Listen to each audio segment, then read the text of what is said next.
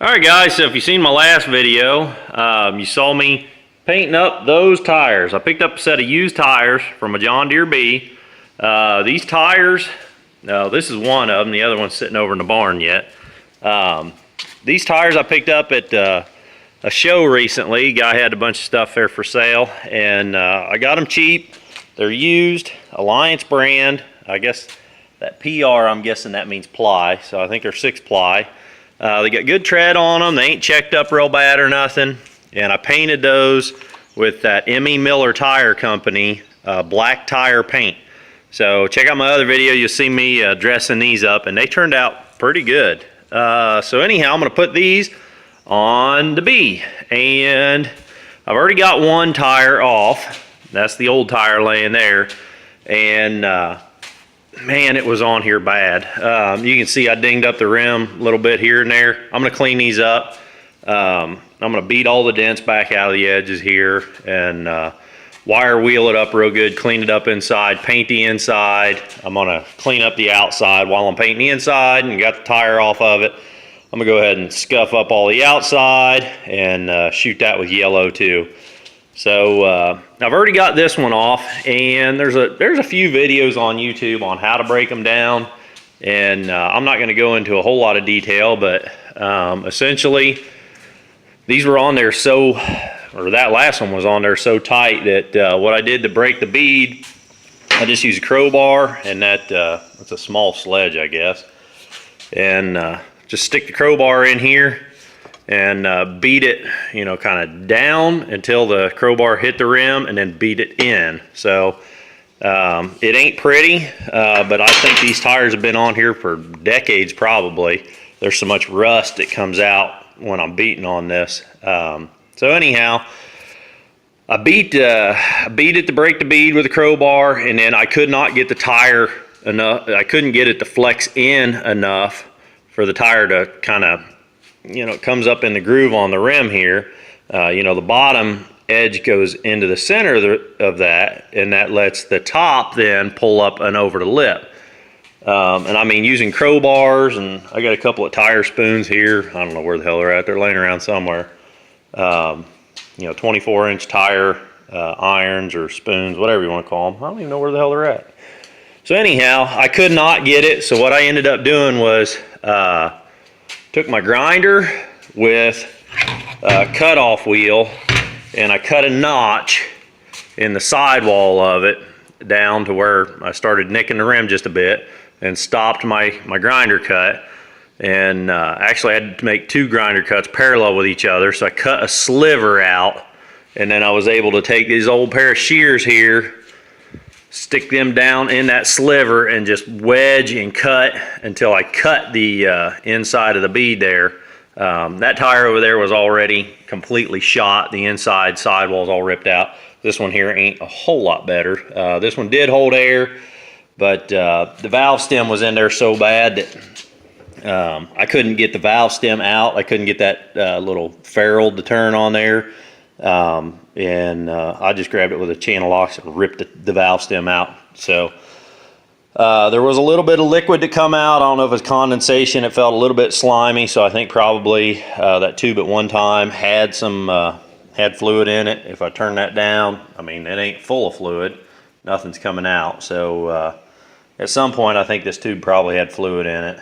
And anyhow, that's what I'm gonna do with this one here. I'm gonna take that crowbar in here, and I'm gonna beat it to break the bead. I'm gonna do that on this side. I'm gonna come around here, and I'm gonna do the exact same thing on this side. Beat it to break the bead, and then hopefully I'll be able to push in on the bottom. Once I break the bead, push in on the bottom and pry up on the top and get the damn thing to come on out. And if I can't, I'll show you the process for me cutting it. I got a bad feeling I'm gonna end up cutting it. These tires are just so old and dry and brittle that they don't flex at all. So anyhow, that's what I'm working on here, and I'll catch you up here in a bit.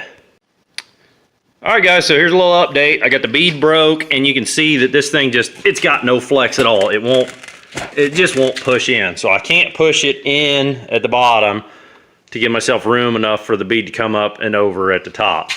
So just like the last one, here's what I'm doing. You can see my notch. It's not real wide. It's not as wide as the last one. I may end up having to widen that up a little bit. But I was, like I say, using a cutoff wheel on a grinder. Started out using my little Harbor Freight Special out there, and it just didn't have it in it. That's why I got the doors open. You can probably see some of the smoke in the air. A lot of smoke coming off the rubber, but there was a whole lot of smoke coming off that little motor too. So anyhow, toasted that thing, and I got my old Black & Decker out, and I didn't even know it. You probably shouldn't be doing this OSHA approved and all that, but this is what I normally thread onto that thing. And I didn't realize that I could take that washer off that grinder I just burned up, took the back washer off of it, and that nut threads right onto this bastard. So anyhow, this thing's got a whole lot more grunt to it, and it was able to cut that pretty easily. But you can see I've nicked the rim just a bit right there at my fingernail. That's nothing that can't be sanded out a little bit and cleaned up paint. You'll never notice it. But anyhow, I'm going to take my now I'm going to take my old tin snips, and I'm going to cram them down in there, 2 hands, and you really got to fight it, get it down in there, and then you just kind of squeeze and rip. And, you know, loosen it up, get you another bite, put it down in there, squeeze and rip, and you just work your way down until you cut that. And then once you get that, the tube cut down, you know, to the edge, then I'll be able to put my spoons in there. And I found my spoons. This is what I'm talking about. These tire irons, again, Harbor Freight Specials. They bend, but you can bend them back. And anyhow, you can get them and a crowbar in there and get it worked up over the lip. So I'll update you here in a bit. Alright guys, I got the fan on now. It's so damn hot in here, I can't stand it. I was turning off the fan to make videos, but anyhow, you can see I've got I got it cut now. And what I did was, I cut my notch with a grinder. I was in there with them shears, and I was having a heck of a time. I had tried on that other one my battery operated Sawzall, and it just didn't have the oomph to get through here. Well, hell, I forgot I have my old DeWalt corded Sawzall. I hardly ever use the thing since I got, you know, battery tools, a lot of them. And so anyhow, I got my old DeWalt out, and it just ate right through that bottom of that tire there. So cut my slot with the grinder, and then took the DeWalt Sawzall down in there and cut the rest of the rubber. And now it's just a matter of, I put this crowbar in here to kind of tighten that up so the tire didn't want to jump all over the place with that Sawzall in there. So I just beat my crowbar in there to put some tension on it. So now it's just a matter of taking the crowbar and them tire spoons and just, I'll pop that over the edge here, and I'll work it all the way around. And then the other side, do the same. The other side, once you get this front off, the other side's real easy to pop off. So anyhow, that's what's going on right now. A lot of you guys are going to be freaking out, I know. I probably should have said this at the beginning about cutting this tire up and everything. You know, you don't see videos of this stuff on the internet, but I've had to do it before on old tires. You know, four-wheelers are a bitch. They get a hell of a beat on them. I've cut some four-wheeler tires off before. But, you know, when they're on there as long as these things have been, they are just tough, tough, tough. And this tire will never be reused, so why not? You know, it's already ruined.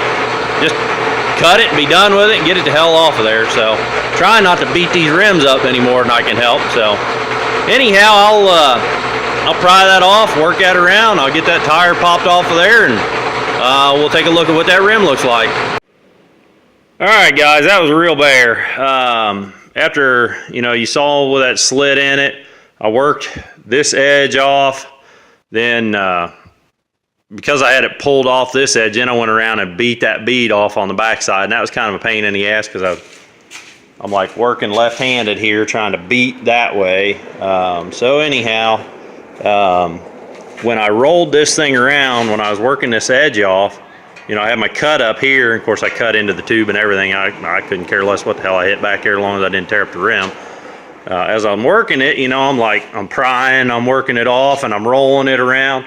And when that cut got down, you can see the mess here on the floor. That tube probably had 5 gallons of fluid in it still. So The tube was a bear to get out because not all the fluid leaked out on the floor, just enough to make a big damn mess.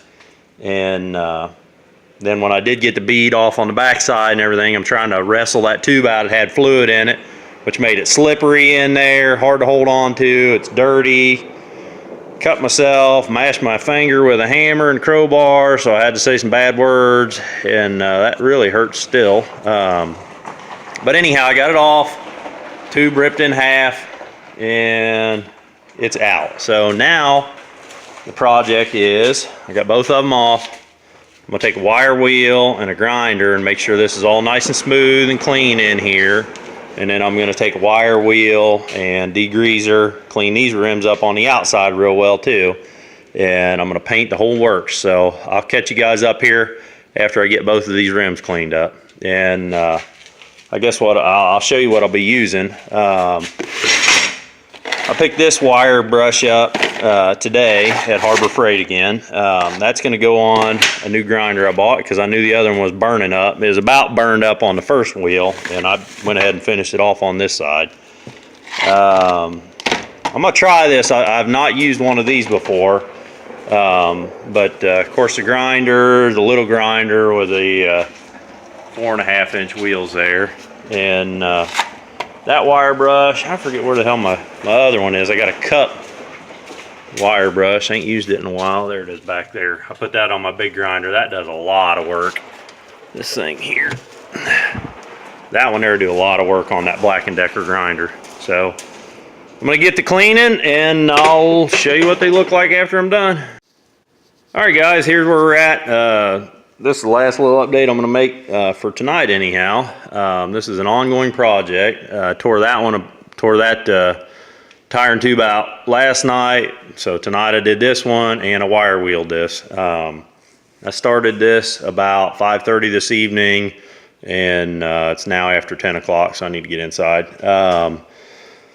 To clean this up, I used the grinder to get in these corners, and then I used the wire wheel and went over everything. And I went over everything with a wire wheel out here too, just enough to scuff it up and get paint to stick.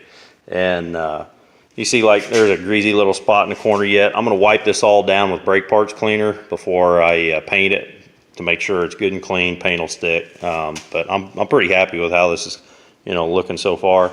I did find a couple of surprises under there when I started hitting this with that wire wheel. This is body filler here, and I also found some body filler on the back side of that there. And this one over here was, the body filler was starting to kind of separate away from the cast there. So I thought, well, shit, maybe I got some loose spokes here. So I got my hammer and, really tapped them pretty good, and listening to it and watching it. Must be welded up under there and then body filler smeared over it, because they're ringing just as true as the rest of the spokes. So, no wiggle at all when I'm hitting it with a hammer, and they're ringing real true. So must be welded up under there yet and just body filled over it to clean it up. So smeared some JB Weld on there. I'll sand that off. And so that's this wheel. I'll get that one cleaned up and I'll update you after that.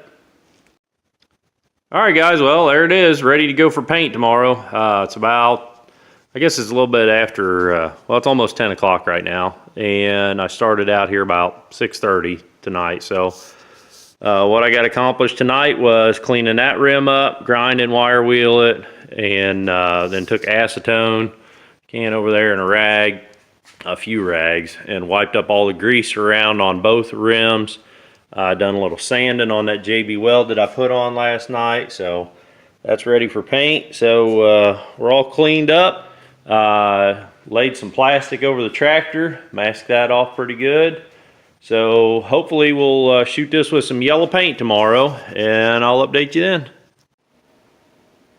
Okay guys, so my video ran a little bit long here. I had to split it in half. So if you like this video so far, click that like button, the thumbs up button. If you want to see the rest of it, where I'm actually painting these things up and how I'm doing that, what I'm using, click that subscribe button, and you'll get to see me tell you all about the paint I'm using and then what they look like after they're painted. So here's a little teaser for you. I'll catch you on the next one.